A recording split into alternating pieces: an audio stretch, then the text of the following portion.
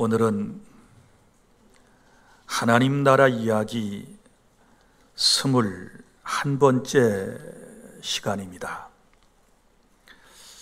하나님 나라 백성은 어려울 때 하나님만 바라봅니다 라고 하는 말씀을 전해드리도록 하겠습니다. 사람이 세상을 살다 보면 여러 가지 위기가 찾아옵니다. 오늘 이 자리에 나오셔서 예배를 하고 또 그리고 이 방송 설교를 듣는 분들 가운데는 여러 가지 위기에 처한 분들이 계시리라고 생각을 합니다.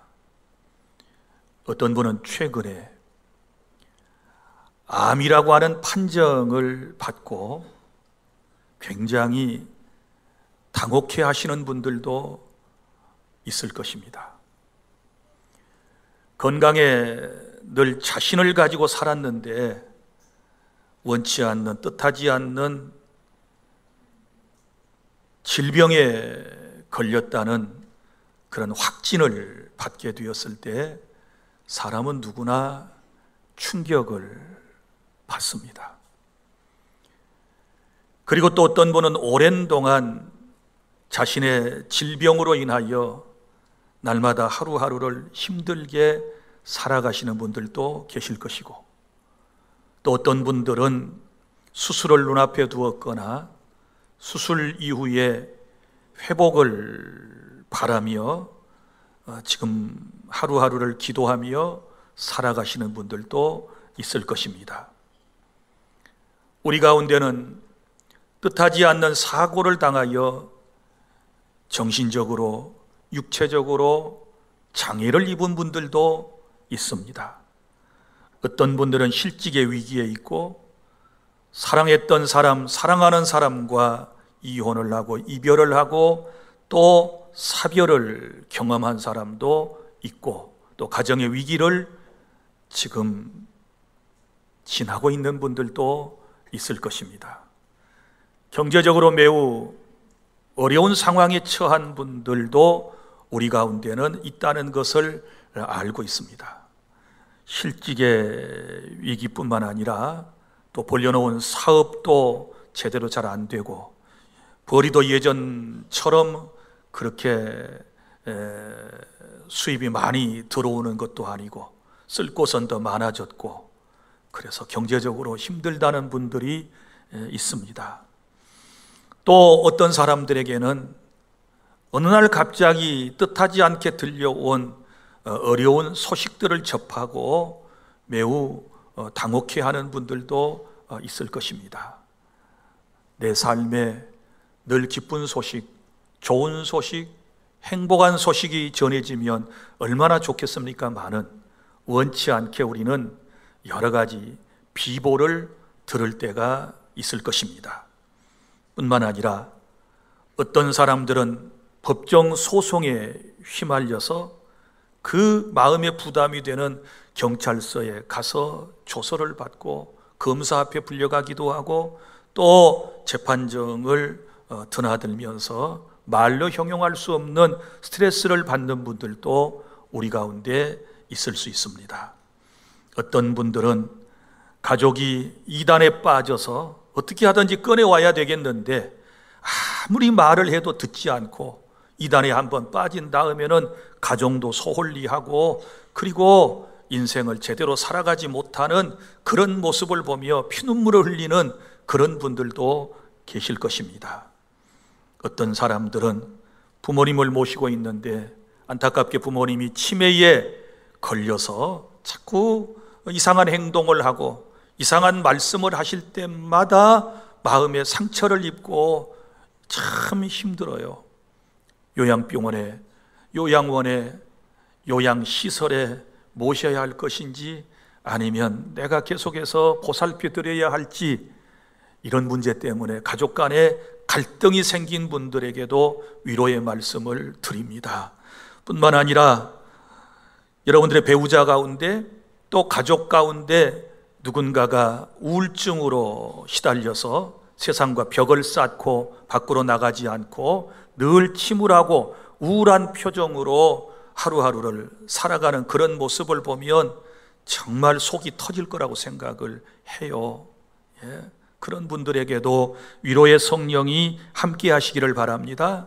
가정폭력, 아동폭력, 성폭력 등으로 힘들어하는 사람도 있고 이런저런 인생의 위기를 당하며 오늘 고난 가운데서 이 자리에 찾아 나온 하나님께 예배하기 위하여 이 자리에 오신 여러분들을 정말 주님의 이름으로 위로하면서 오늘 말씀을 통하여 회복되는 그런 은혜가 있기를 바랍니다.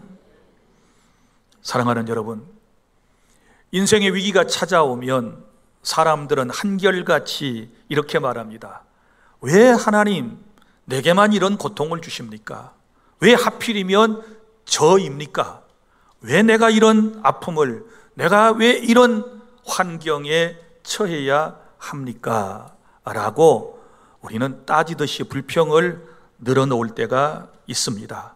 그러나 여러분, 고난, 위기라고 하는 것은 나만 겪는 것이 아니고요, 지휘공허를 막론하고 누구에게나 한 번쯤은 찾아오는 것이다 라고 하는 것을 아셔야 돼요. 오늘 본문에 보면 한참 의로운 왕이 위기를 겪고 그 위기를 극복해내는 모습을 우리가 볼 수 있거든요. 자, 오늘 소개되는 왕은 남왕국 유다왕 히스기야입니다. 히스기야는 25살에 유대의 13대 왕으로 올랐고 29년 동안 나라를 잘 통치했던 왕입니다. 그리고 그의 나라가 평온한 때에 이제 어려움이 갑자기 찾아온 것입니다. 우선 그의 개인적인 삶에 위기가 찾아왔는데, 오늘 성경에는 내가 중년에 죽게 되었습니다 그랬는데, 이 중년은 우리 성경학자들이 계산을 해보면 그의 나이는 39살 때이고, 그리고 그가 왕이 된 지 14년째 되던 해에 중병에 걸린 것입니다. 죽을 병에 그는 걸리게 되었던 것입니다. 그런데 더 안타까운 것은, 자, 죽고 난 다음에 후사가 있으면 얼마나 좋겠습니까마는 왕위를 계승할 왕자도 없는 상황에서 그는 지금 죽음을 직면하게 된 것입니다. 설상가상으로 국가적으로도 큰 위기를 겪게 되었는데, 아수르 혹은 아시리아라고 하는 이 대국의 사네립 왕이 엄청나게 많은 군사를 이끌고 하필이면 이때에 이제 침공에 온 것입니다. 이러한 때에 선지자가 찾아와서 그에게 한 말이 오늘 1절에 기록되어 있습니다. 38장 1절입니다. 그때 히스기야가 병들어 죽게 되니 아모스의 아들 선지자 이사야가 나아가 그에게 이르되, 여호와께서 이같이 말씀하시기를 너는 내 집에 유언하라. 네가 죽고 살지 못하리라 하셨나이다 하니, 네가 죽고 살지 못할 것이다. 사형 선고를 받은 것입니다. 자, 이 말을 전해주는 이사야 선지자도 얼마나 마음이 아팠을까요? 그러나 하나님께서 주신 말씀이었기 때문에 그는 할 수 없이 왕에게 찾아가서 이 말을 전해 주었던 것입니다. 사랑하는 여러분, 보십시오. 우리가 이스라엘과 그리고 유대 나라의 왕을 분류할 때는 선한 왕, 악한 왕 이렇게 분류를 합니다. 그러면 그 기준을 성경에서는 어떻게 두는가 하면, 선한 왕이라고 할 때는 다윗의 길로 행하였다 이렇게 나오면 선한 왕이에요. 그러나 여로보암의 길로 행하였다, 북쪽 왕 여로보암의 길로 행하였다 이러면 악한 왕이 되는 것이에요. 그런데 히스기야는 선한 왕입니다. 그리고 이 왕은 종교 개혁자였습니다. 그가 왕이 되어서 종교를 개혁한 일들이 성경에 낱낱이 기록되어 있는 것을 볼 수 있습니다. 자, 그런데 이런 왕이 위기를 맞은 것입니다. 몇 살 때라고요? 39살 때. 보세요. 왕이라도 별 수 없습니다. 권세가 있는 왕이었지만 그에게도 위기는 찾아왔고 질병은 찾아왔습니다. 그러니까 이 땅에 사는 사람은 그 누구도 예외일 수 없다라고 하는 것을 우리가 먼저 받아들여야 할 필요가 있다는 사실을 여러분이 기억하시기를 바랍니다. 영국의 유명한 스폴리온 목사님이 이런 말을 했습니다. 사람이 아무리 선하다 할지라도 인생은 질병과 고난과 사망의 장중에서부터 벗어날 수 없다. 옳은 말입니다. 인생은 누구나 잘 믿는 사람이나 잘못 믿는 사람이나 신자나 불신자나 누구에게나 바로 이 질병과 사망이 찾아온다. 그렇습니다. 그래서 오늘 어떤 분들은 지금 이런 상황을 경험할 수 있고 또 혹여 여러분들에게 이런 상황, 이런 위기가 누구에게나 찾아올 수 있기 때문에 우리가 하나님의 말씀을 잘 경청해 두고 위기의 순간에는 하나님의 말씀으로 돌아가서 회복하는 그런 역사가 있어야 될 줄로 믿으시기를 바랍니다. 사랑하는 성도 여러분, 우리는 하나님 나라 백성입니다. 그렇지 않습니까? 예수님께서 이 땅에 오실 때 벌써 하나님의 나라는 왔습니다. 그리고 그 오신 예수님을 나의 주님으로 고백하는 순간에, 모셔드리는 순간에 우리는 하나님 나라 백성이 된 것입니다. 더 세밀하게 얘기하면 하나님 나라 자녀가 된 것입니다. 하나님의 자녀가 된 것입니다. 그러나 아직 하나님의 나라는 완성되지 않았다고 그랬습니다. 하나님의 나라는 주님이 다시 오실 때에 완전한 하나님의 나라가 임하게 되는 것이고, 우리가 이 세상을 살아가면서 하나님의 나라를 경험하며 세상 속에 살아가고 있기 때문에 세상에서 겪어야 할 여러 가지 모든 일들을, 위기를 우리는 아무도 피해갈 사람이 없는 것입니다. 사랑하는 여러분, 우리는 하나님 나라 백성이라고 그랬습니다. 그러면 하나님 나라 백성으로서 우리에게 다가오는 위기, 그리고 지금 겪고 있는 이 위기를 어떻게 해결할 것인가 하는 것은 너무너무 중요한 것입니다. 자, 오늘 히스기야를 통하여 하나님께서는 우리에게 그것을 말씀해 주셨거든요. 하나님 나라 백성이 위기를 겪게 되면 어떻게 해야 되느냐, 어떻게 그것을 극복해야 하는가, 그리고 그 위기를 극복하고 난 이후에 하나님께서 내려주시는 놀라운 은총은 무엇일까? 여기에 대하여 말씀을 하고 있는데, 첫째는 위기가 찾아오면 하나님만 바라보시기를 바랍니다. 1절부터 8절에 보면 히스기야는 위기의 순간에 하나님께 달려나가서 기도합니다. 하나님께 나갔어요. 여러분, 기억하셔야 돼요. 우리는 어려운 사람을, 어려운 환경을, 그리고 정말 고통스러운 질고에서 우리가 인생이 힘들면 맨 먼저 해야 할 일은 하나님께 반사적으로, 본능적으로 달려나가는 것입니다. 믿습니까? 여기에 대하여 뭘 계산하고 판단하고 이루고 난 다음에 우리가 하나님을 찾는 것이 아니에요. 그 고난의 원인을 먼저 분석하고 난 다음에 하나님 앞에 달려나가는 게 아니에요. 힘들고 어려우면 무조건 우리는 하나님의 백성이니까 우리의 왕이신 하나님께 나아가서 내 사정을 얘기하고 전능하신 하나님께 도움을 요청해야 우리에게 살 길이 열려지게 될 줄로 믿으시기를 바랍니다. 제가 자꾸 하나님 나라 백성이라고 그랬습니다. 하나님 나라 백성의 왕은 누구십니까? 하나님이시지요. 그러면 하나님 나라 백성이니까 누가 책임지시는가요? 하나님이 책임지시는 거지요. 그러면 인생이 힘들고 어려우면 하나님을 찾고 그분에게 부탁하면 하나님께서 우리의 소원을 들으시고 응답하실 줄 믿으시기를 바랍니다. 하나님을 찾는 것은 조건 반사가 아닙니다. 이것저것을 따져서 하나님을 찾는 것이 아니고 이것은 반사적인, 본능적인 이러한 우리 신앙인의 태도를 가져야 되는데, 자 보세요. 지금 뭐 그렇게 할 수는 없죠. 조는 사람 옆구리를 갑자기 갈비를 탁 쳤어요.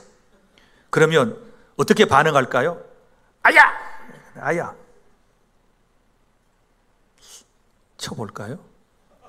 자, 반사적으로 누가 주먹으로 내 옆구리를 콱 쳤는데 생각 좀 해보고 왜 쳤지? 왜 때렸을까? 왜 때렸어요? 목사님이 때리라 그럽니까? 주한교회 성도는 이렇게 아무리 좀 존다고 옆구리도 막 치고 그럽니까? 이렇게 따지고 난 다음에 아프니까 아야! 이러는 사람이 있을까요? 아프면 아야! 하고 소리를 지르듯이 내 인생이 힘들고 어려우면 죽을 병에 걸렸으면 먼저는 주여! 하고 하나님을 찾아야 될 줄로 믿으시기를 바랍니다. 지금 이 신앙을 히스기야는 우리에게 지금 보여주고 있는 거예요. 그래서 자, 히스기야가 이제 주님께 나와서 기도하는 모습을 보세요. 2절, 히스기야가 얼굴을 벽으로 향하고 여호와께 기도하여. 자, 얼굴을 어디로 향했어요? 벽으로 향했다. 이게 무슨 뜻일까요? 주님만을 바라보고 다른 것은 바라보지 않으며 오직 주님께만 집중하겠습니다 라고 하는 뜻이지요. 그래서 벽을 바라보았다. 3절도 보세요. 기도하는 모습이 보통 사람과는 좀 달라요. 3절, 이르되 여호와여 구하오니 내가 주 앞에서 진실과 전심으로 행하며 주의 목전에서 선하게 행한 것을 기억하옵소서 하고 히스기야가 심히 뭐하니? 통곡하니. 통곡했습니다. 14절입니다. 자, 통곡하는 모습을 보세요. 나는 제비같이 학같이 지적이며 비둘기같이 슬피 울며 내 눈이 쇠하도록 앙망하나이다. 이런 모습으로 지금 주님을 바라보며 기도하는 거예요.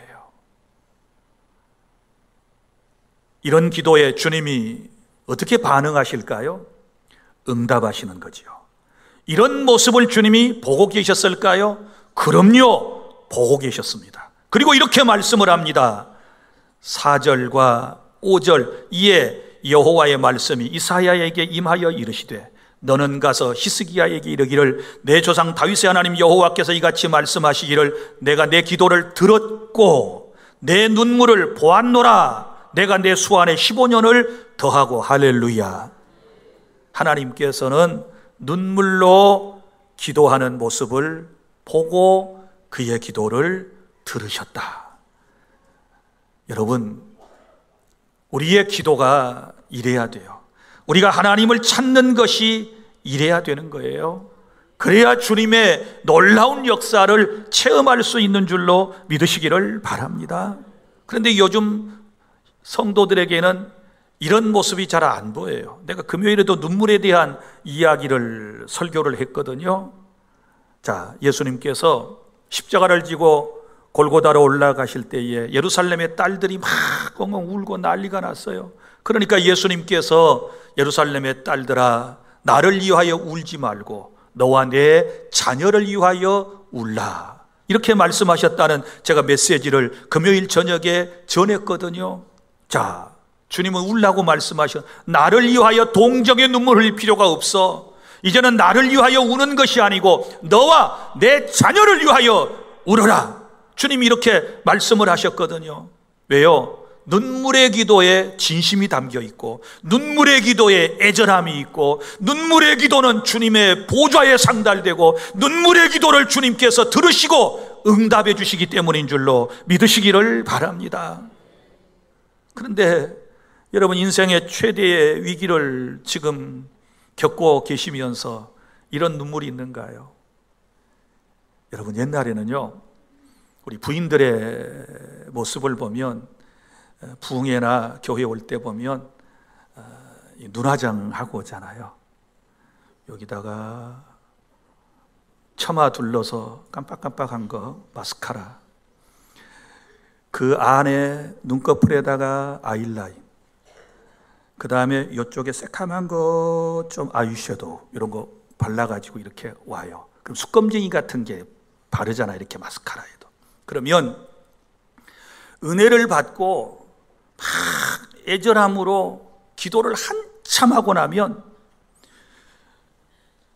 숯검쟁이 물이 이렇게 주르르 흘러내려요.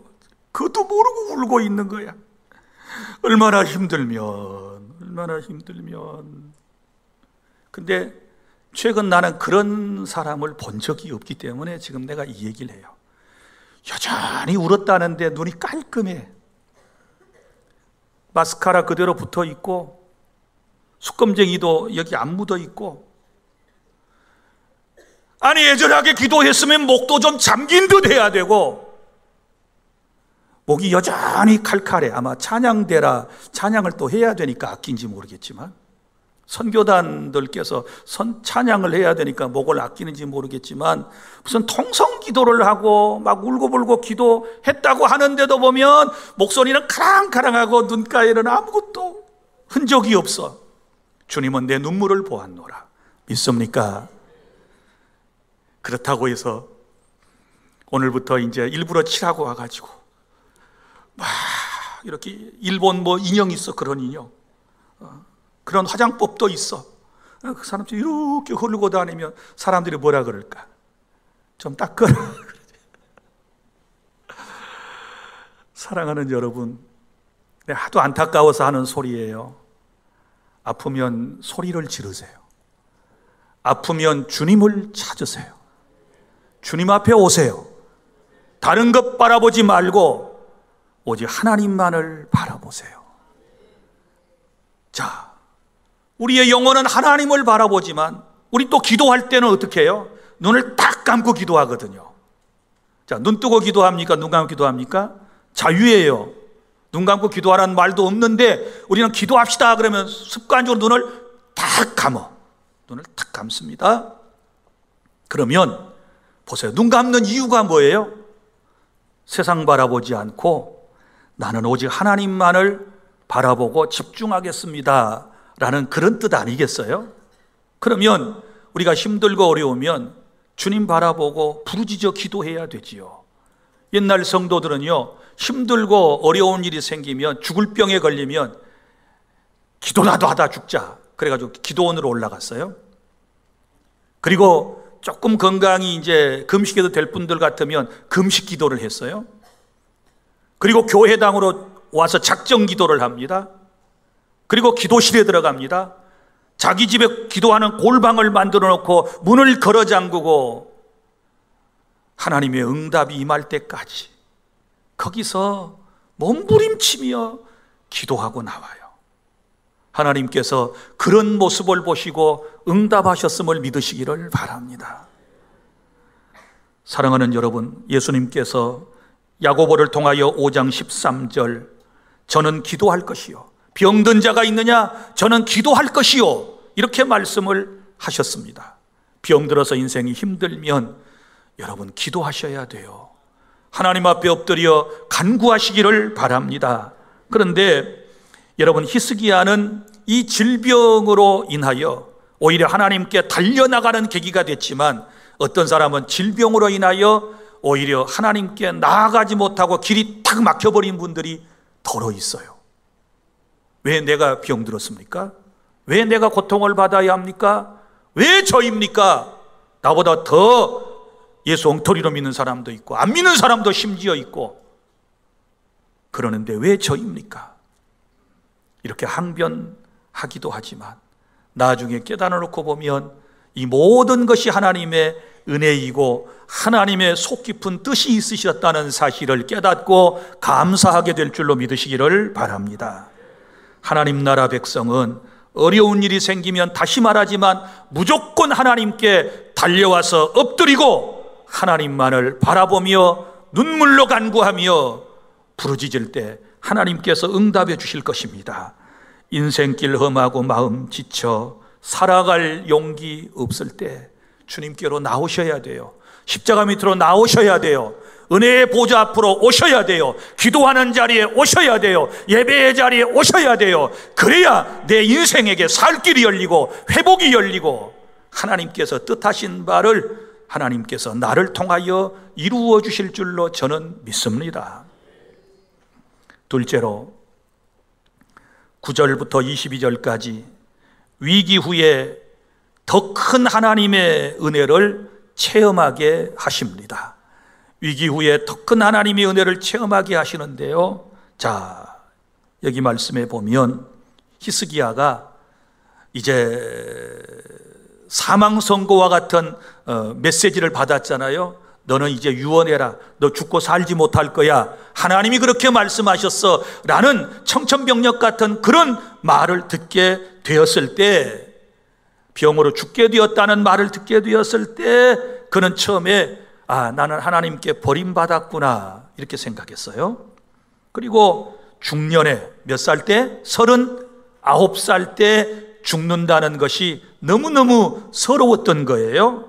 자신의 여생이 끝났다고 생각했습니다. 그래서 그는 좌절에 빠졌습니다. 시리에 빠졌습니다. 그러나 그는 절망에서 치유받고 신앙이 성숙하게 되는데, 첫째는 겸손해지게 되는 모습을 볼 수 있어요. 겸손해졌어요. 자기 자신의 죄를 인정하고 겸손해지는 그런 신앙인이 되는 모습을 볼 수 있는데, 17절에 보면 자기 자신의 병의 원인을 뭐라고 얘기하는가 하면 죄라고 얘기해요. 처음에는 자기를 막 의로움을 좀 드러내는 듯한 그런 기도도 했어요. 내가 선하게 살았던 것, 내가 의롭게 살았던 것을 좀 생각해 주셔서라도 저를 치유해 주세요. 이런 뉘앙스를 풍겼거든요. 그런데 하나님 앞에 무릎 딱 꿇고 하나님의 은혜를 체험하면서 그가 깨닫는 건 뭐예요? 주께서 나의 죄를 주의 등 뒤에 던지셨나이다. 그럼 뭐예요?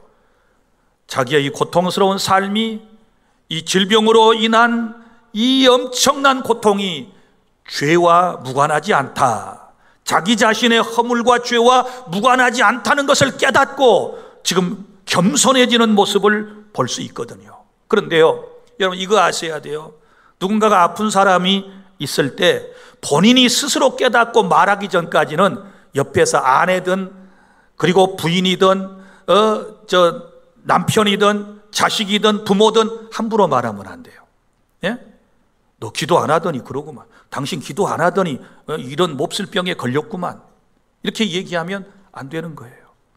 이거는요, 하나님께서 본인에게 깨달음을 주시고 이렇게 고백하게 만드시지, 여러분이 옆에서 지켜보다가 여러분이 마치 하나님처럼 그 고난의 원인에 대하여 이러쿵저러쿵 함부로 말하는 것은요, 오히려 상대에게 엄청난 상처를 주는 거고요, 하나님께서는 절대 그것을 기뻐하지 않아요. 깨달아지십니까? 저도 자식을 잃어보았고 암 수술도 받아봤고 여러 번의 수술을 받으면서 제 마음속에 늘 자리 잡은 한 가지 마음이 있어요. 좀 부끄러운 얘기인데요, 사람들이 모 목사 너 뭐 잘못해가지고 너 그런 일 당하는 거잖아, 뭐 이러는 것 같아. 예? 자식을 잃었을 때도 뭔가 하나님 앞에 제대로 못 살았으니까 하나님이 치신 거지, 이런 생각이 자꾸 들어요. 암 판정을 딱 받고 디스크 터져가지고 그거 긁어내고 인조 넣고 그거 수술하는 과정, 또 기계를 삽입하는 과정 등등 속에서 늘 제 머릿속에 한켠에 자리 잡고 있는 것은 이런 생각이에요. 너 잘못 살아서 그런 거지. 내 마음속에 제가 깨달아요. 깨닫습니다. 그러나 남이 만약에 그런 얘기를 하면 제게 상처가 클까요, 안 클까요? 크죠.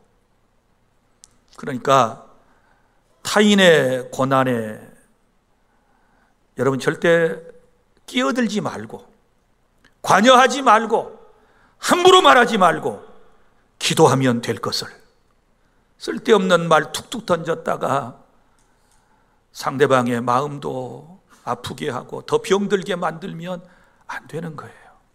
깨달아지십니까? 히스기야는 자기가 깨달았어요. 자기의 입술로 자기의 죄를 알고 있는 겸손함이 그의 삶 속에서 배어나요. 그리고 또 하나는 이 위기를 통하여 고통의 의미도 깨닫고 있어요. 17절에 보면 이 고통이 자기에게 더해진 것에 대하여 그는 깨달음을 얻어요. 17절에 뭐라고 그랬어요? 이 큰 고통을 내게 더하신 것은 내게 뭘 주려 하심이라? 평안을 주려 하심이었구나. 이걸 깨달은 거예요.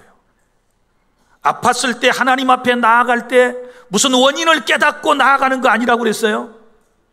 그거 깨닫고 난 다음에 하나님 앞에 가야지, 그게 아니라고 그랬어요. 본능적으로 가라고 그랬어요. 본능적으로. 이게 신앙이네요. 이게 하나님 나라 사람이에요. 본능적으로 가서 엎드려서 기도하면 주님께서 그때 깨달음을 주시는 거예요. 믿습니까? 뭘 다 깨닫고 난 다음에 계산해보고 기도해야 되겠다. 그래서 이건 사람의 힘으로 안 되니까 그래 이제 기도해야 되겠다. 그래서 기도의 자리에 나아가는 게 아니고 아프면 먼저 가요. 먼저 가. 그리고 기도하면 주님께서 이런 깨달음을 주시잖아요.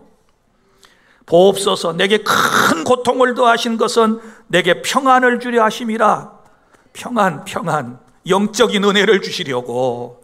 그 다음에 또 하나 더 나와요. 주께서 내 영혼을 사랑하사 멸망의 구덩이에서 건지셨고. 할렐루야. 하나님의 사랑을 깨달아요. 그전에는요 하나님의 사랑을 의심했어요.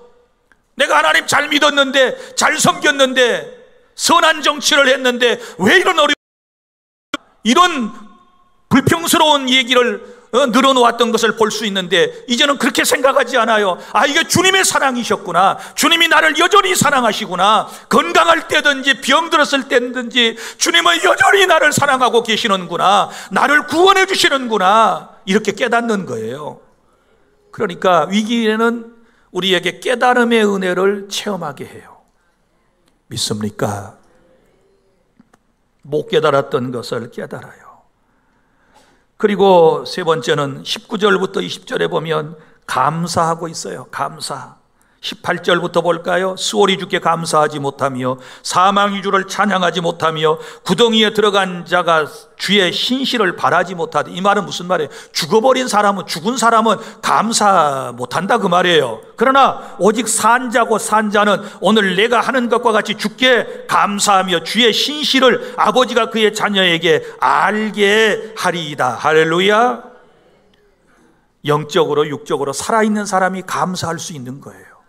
죽은 다음에 안 된다니까요.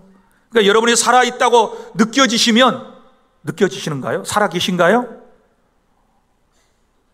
그러면 감사하셔야 되겠네.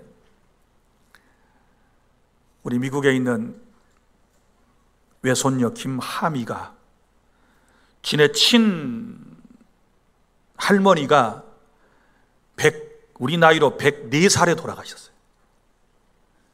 얘가 이제 이 표현을 한국말로 잘 못하니까 할머니하고 통화를 하면서 할머니가 100살이 넘도록 살아 계시니까 너무 감격스러워 가지고, 할머니 지금도 안 죽고 살아 계셔요? 이랬어요.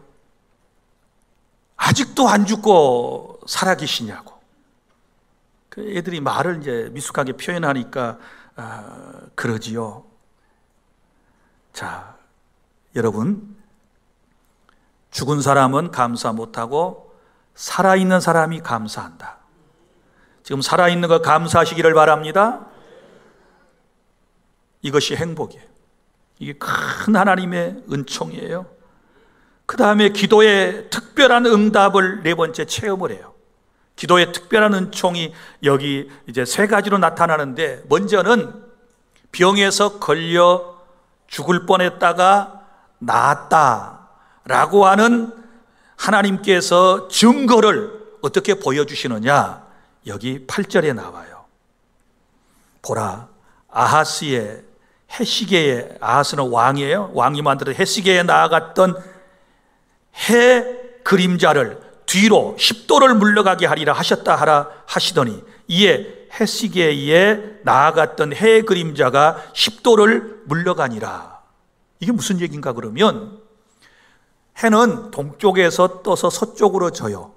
우리 개념으로는. 그렇죠? 그런데 자, 이 해가 서쪽으로 넘어가다 가야 되는데 이게 뒤로, 우리말로 빠꾸였다고 말해요. 뒤로 몇 도? 분도계를 놓고 10도를 한번 계산해 봐요. 그만큼 뒤로 물러갔다는 거예요. 세상에 이런 기이한 역사가 자연계에 일어났어요. 이런 체험을 하는 거예요. 자연계를 통한 체험을 지금 히스기야는 하고 있는 거예요. 세상에 이런 일이 어떻게 가능할까요? 이건 하나님이 하시는 일이고, 그렇게 된 일이 히스기야야, 이제 네 병 나았어, 내가 고쳤어, 하나님께서 이것을 보여주신 거라고 말해요. 이 체험을 한 거예요.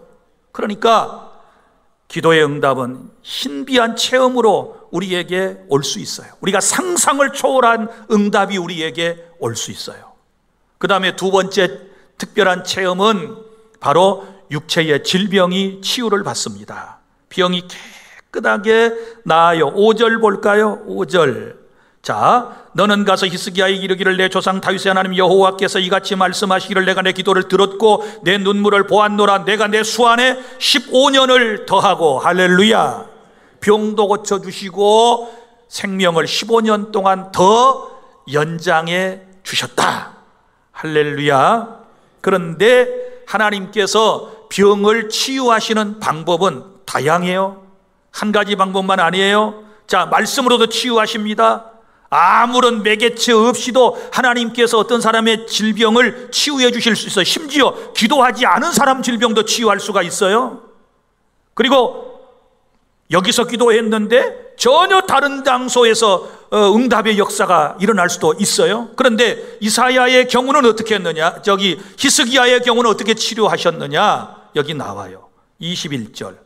이사야가 이르기를 한 뭉치 무화과를 가져다가 종처에 붙이면 왕이 나으리라 하였고. 자, 이사야가 이제 하나님의 말씀을 전해주었습니다. 한 뭉치 무화과를 가져다가 종처, 상처 위에다 붙이면 왕이 나을 것입니다, 이렇게 얘기해요. 이건 매개체를 이용하신 거거든요.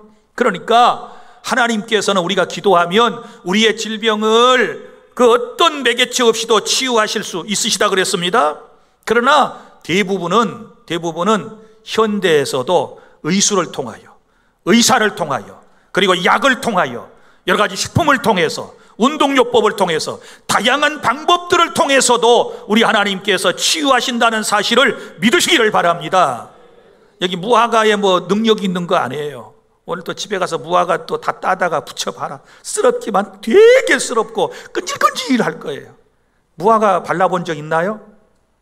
나는 있는데 어릴 때 버즘이 났어. 그 돈버즘 같은 거, 또 머리 안에 시골 말로 기계똥 같은 게, 이런 게 막 이제 피부염인데요.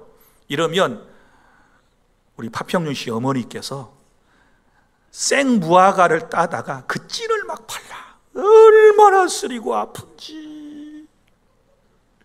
또 있어, 우리 파평윤 씨 어머니. 우리 할아버지가 죽장 담배를 피우시는데요, 이만큼 길어요. 우리 할아버지 이제 옛날 대감 모자 쓰고 늘 사셨거든. 이렇게 긴 건데 거기다가 왕골대를 앞에서 딱 찔러가지고 거꾸로 빼내면요, 그 안에 있는 니코틴이 끈끈한 게, 고약 같은 게 묻어나와. 그러면 그걸 가지고 또 여기를 바르게 나를. 냄새나고 쓰럽고. 그래가지고 내 피부가 이렇게 좋아졌는지도 몰라.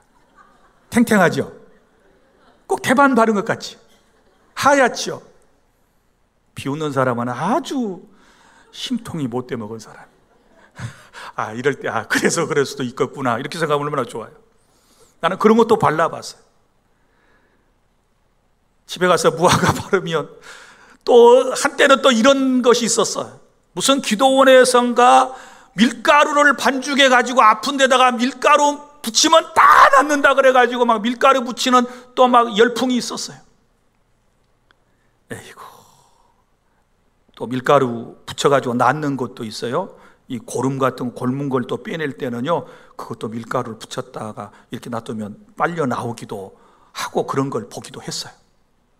중요한 것은 지금 하나님께서 고치신 거지 무화과 고친 거 아니에요. 깨달을 수 있기를 바랍니다. 기도하면 하나님께서 다양한 치유의 방법을 우리에게 말씀하시며 우리를 고치신다. 할렐루야. 그 다음에 또 하나의 특별한 체험을 하는데, 아수르의 사네립 왕이 엄청나게 많은 대군을 이끌고 유다 나라를 공격했는데 하나님께서 그 대적을 다 물리쳐 주셨어요. 6절 너와 이 성을 아수르 왕의 손에서 건져내겠고 내가 또 이 성을 보호하리라. 할렐루야. 그러니까 기도를 통하여 여러분 놀라운 체험을 지금 크게 3가지를 해요. 자연계의 그 놀라운 역사들, 누가 이런 걸 체험하겠어요? 해가 10도나 빠꾸 하다니. 또 자기의 몸이 죽을 병에 걸렸다가 깨끗하게 낫고 15년을 더 살고, 그리고 또 국가는 하나님의 보호를 받고 평안해졌으니 이것이 기도의 응답인 줄로 믿으시기를 바랍니다. 위기를 통해서 이런 은혜를 체험하게 하신 줄로 믿으시기를 바랍니다. 그러니까 내 인생에, 내 삶에 어떤 질병이 찾아오고 어려움이 찾아오면 지금 현재 때문에 너무 힘들거나 여러분이 하나님을 원망하는 그런 투의 발언을 하지 말고 이렇게 생각하셔야 돼요. 하나님, 이 일 후에 또 무슨 좋은 일을 예비하셨습니까? 믿음으로 기다립니다. 모든 것이 주의 뜻대로 이루어집니다 하고 믿음으로 여러분이 감사하며 받으실 수 있기를 바랍니다. 하나님의 생각과 우리 생각은 달라요. 깨달을 수 있기를 바랍니다. 그리고 마지막으로 이제 회복되지요. 회복되었습니다. 22절입니다.